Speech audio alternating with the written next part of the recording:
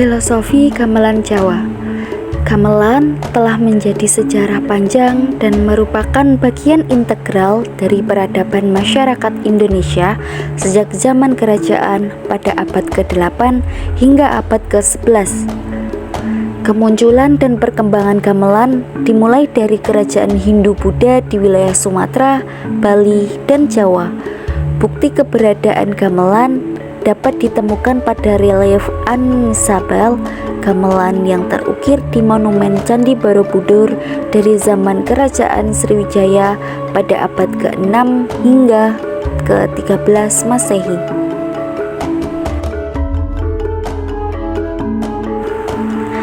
Pada masa itu, keluarga kerajaan dan bangsawan diharapkan untuk mempelajari dan menguasai instrumen gamelan. Bahkan pada zaman dulu, kemampuan bermain gamelan dianggap sebagai ciri keberanian dan kebijaksanaan seseorang. Perkembangan gamelan semakin pesat pada era kerajaan Majapahit sehingga pertunjukan gamelan secara rutin diadakan di pengadilan.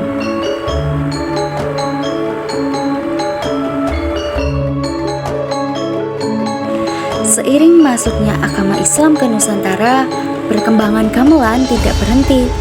Agama Islam menggunakan seni dan kesenian untuk menyebarkan ajarannya, dan salah satu tokoh penyebar agama Islam yang terkenal adalah Sunan Bonang, seorang wali songo. Dalam menyebarkan agama Islam, Sunan Bonang menggunakan gamelan yang kental dengan budaya Hindu-Buddha sebagai media dalam menyampaikan dakwah Islam.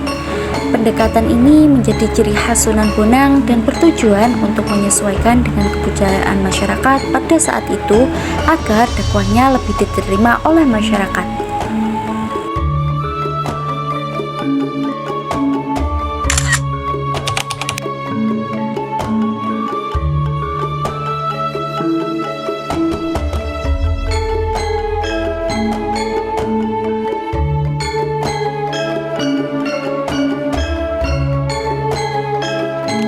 Saron adalah instrumen melodi utama dalam gamelan. Terdapat dua jenis saron, yaitu saron pelok dan saron selindro. Saron dimainkan dengan cara dipukul menggunakan palu atau biasa kita sebut gending pada lempengan logamnya. Palu dipegang di tangan kanan dan digunakan untuk memukul saron yang dipegang di tangan kiri. Saron memiliki batangan yang berbentuk persegi panjang. Seperti yang kita ketahui, luas persegi panjang memiliki rumus panjang kali lebar dengan keliling 2 kali panjang plus lebar. Tata letak saron pada gamelan yaitu membentuk suatu segitiga siku-siku.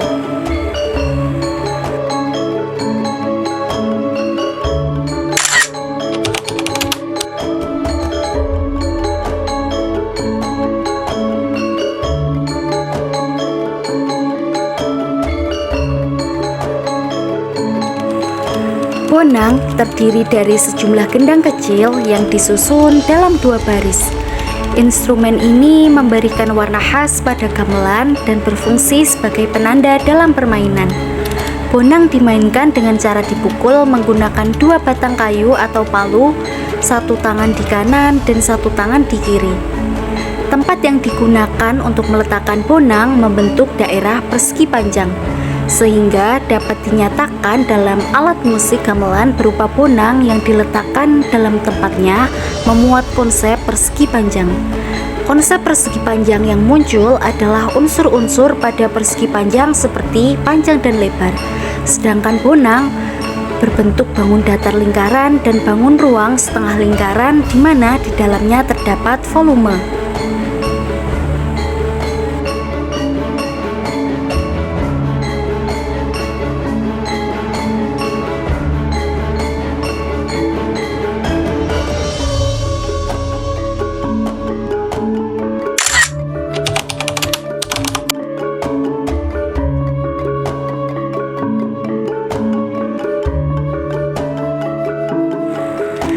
Alat musik slantem termasuk dalam keluarga balungan dalam gamelan, sejenis dengan saron dan demung. Instrumen ini menghasilkan dengungan nada yang rendah atau menggema sesuai dengan nada instrumen alat musik balungan lainnya. Dalam satu set gamelan, Terdapat Slantem versi Slendro dengan rentang nada C, D, E, G, A, C, dan juga versi pelok dengan rentang nada C hingga B. Slantem atau gambang penerus memiliki 7 bilah batangan dari 1 sampai 7 yang berbentuk kepingan persegi panjang. Slantem ini di bawahnya memiliki penyangga yang berbentuk tabung atau bambu agar bunyinya terdengar nyaring.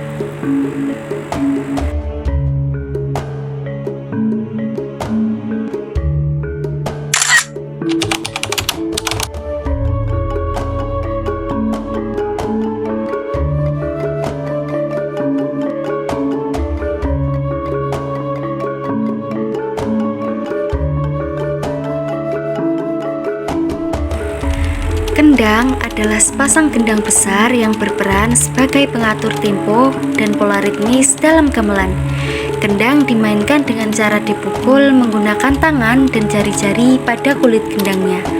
Kendang mengandung konsep matematika, yaitu bangun geometri lingkaran pada permukaan atas dan bawah kendang yang terbuat dari bahan kulit.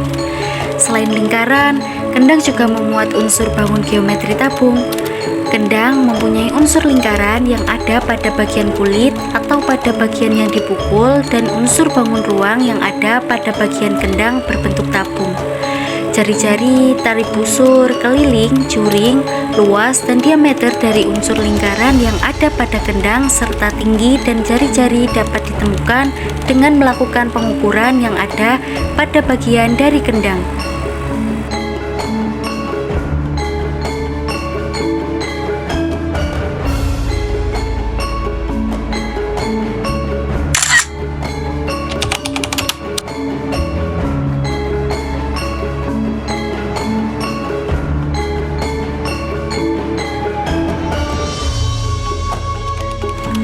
Gong adalah instrumen paling terkenal dalam gamelan Jawa. Gong digunakan sebagai penanda pergantian bagian dalam komposisi musik dan memberikan kesan dramatis dalam pertunjukan. Gong dimainkan dengan cara dipukul menggunakan palu yang lebih besar dari palu pada instrumen lainnya. Pada bagian pinggiran dari gong membentuk daerah lingkaran. Melalui pengukuran pada alat musik gamelan, gong dapat ditentukan unsur-unsur lingkaran seperti jari-jari, diameter, juring, busur lingkaran, pusat lingkaran, keliling, dan luasnya. Gong ini memiliki banyak variasi yang memiliki keunikan bunyi yang berbeda-beda pula.